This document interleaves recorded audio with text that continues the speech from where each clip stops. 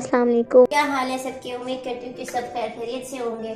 सर्दियों का मौसम हो और फिश ना हो, कैसे पॉसिबल है। तो जी मैं बना रही हूँ फिश करी।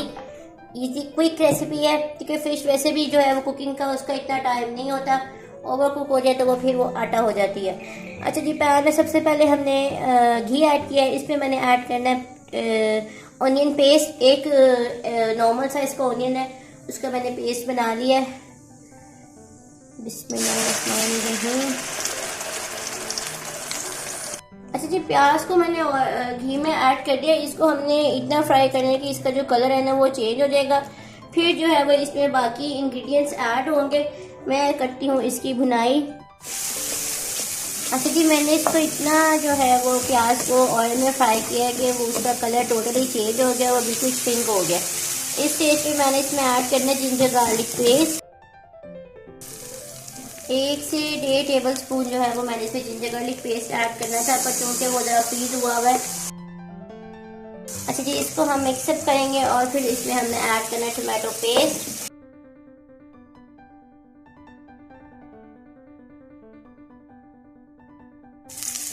अच्छा जी, जिंजर गार्लिक पेस्ट के बाद मैंने इसमें ऐड करनी है टोमेटो प्यूरी।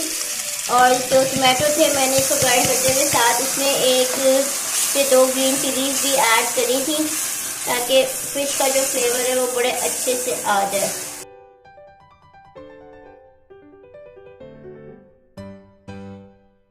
1 से 2 मिनट जो है वो टोमेटो को प्यूरी को जो है वो हमने मसाले के साथ अच्छे से भुना है। और अब इसमें मैंने थोड़ा सा ऐड करना है साबुत गरम मसाला। जस्ट साबुत काली मिर्च है, दालचीनी है और थोड़ा सा जीरा है और 1 से 2 लौंग है।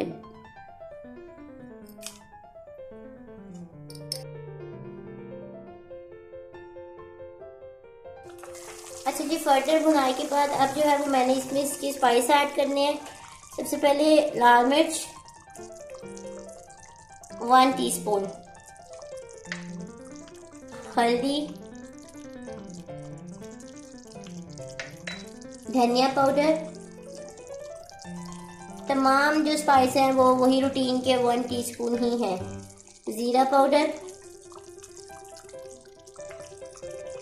नमक जो है वो मैं फिलहाल 1 पिंच कह सकते हैं ऐड करूँ, क्योंकि फिश को भी नमक लगा हुआ था, तो ये ना हो कि फिर नमक जो है वो तेज हो जाए।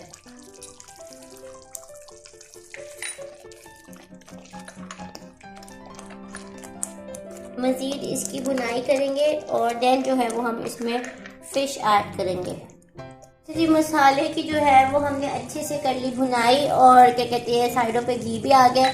तो अब जो है मैं इसमें फिश ऐड करूँगी। तकरीबन 1 केजी फिश है।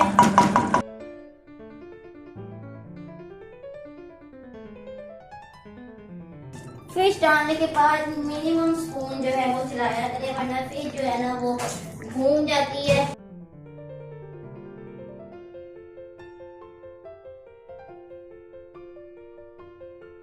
अच्छा जी, मैंने थोड़ा सा पानी इसको लगा दिया था ताकि जो मेरी ग्रेवी की रिक्वायरमेंट है वो भी पूरी हो जाए और हमारी फ़िश भी उस ड्यूरेशन में कुक हो जाएगी, क्योंकि मसाला बिल्कुल रेडी था। योगर्ट जो है वो फ्रिज में भी फ्रीज़ हो गया। तो तकरीबन 2 टेबल स्पून मैंने इस स्टेज पे इस पे योगर्ट ऐड करना है और फिर मैं इसको कर रही हूँ कवर, ताकि ये अच्छे से जो है ना ग्रेवी में इसका फ्लेवर भी आ जाए, फिश का भी, और जितनी मुझे थिक ग्रेवी रिक्वायर्ड है वो भी हो जाएगी। मैंने इसमें बिल्कुल भी जो है वो चम्मच नहीं फेरा, जस्ट इसको हैंडल से पकड़ के जो है वो थोड़ा सा घुमाया है, दैट्स इट। और अब मैं इसको मज़ीद कर रही हूँ कवर।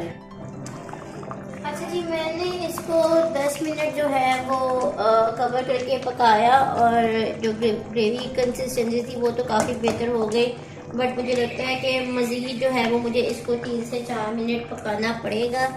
थोड़ा सा मैंने इसमें जो है वो सॉल्ट बैलेंस किया था और क्या कहते हैं टेस्ट करके, और मज़ीद जो है वो मैं इसको 4 से 5 मिनट पकाऊंगी और फिर इंशाल्लाह मैं इसको सर्व करूंगी, मीन्स डिश आउट करूंगी और आपके साथ शेयर करूंगी इसकी फाइनल लुक।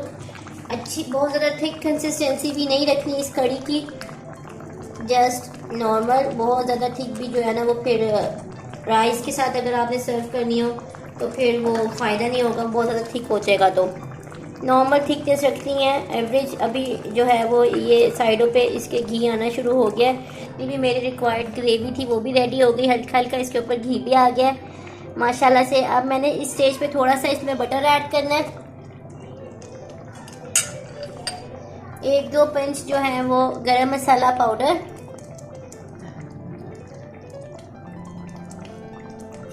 और थोड़े सा कोरिएंडर लीव्स,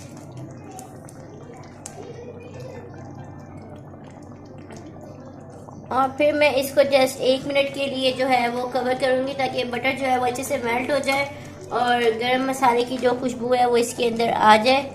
मुझे लगता है थोड़ा सा गरम मसाला और ऐड होगा। That's it.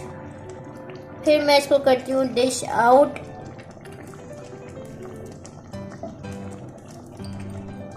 अच्छा जी, फिश करी मेरी हो गई रेडी। मैं इसको करती हूँ डिश आउट और देती हूँ आपको इसकी फाइनल लुक। 2 मिनट्स का मैंने इसको, आप कह सकते हैं, दम या जो भी व्हाटसोएवर इसको दिया था ताकि बटर और मसाला जो है वो उसका फ्लेवर इसमें आ जाए। इस तरह की जो ग्रेवीज होती हैं, करीज होती हैं, उन्हें कोशिश किया करें कि बहुत ज़्यादा डेप्थ वाले बाउल में ना सर्व करें। उससे फिर यह है कि पीसेस जो है वो प्रोमिनेंट नहीं होते हैं। फ्लैट बाउल में अच्छा इसका लुक आ जाता है, अच्छी प्रेजेंटेशन आ जाती है।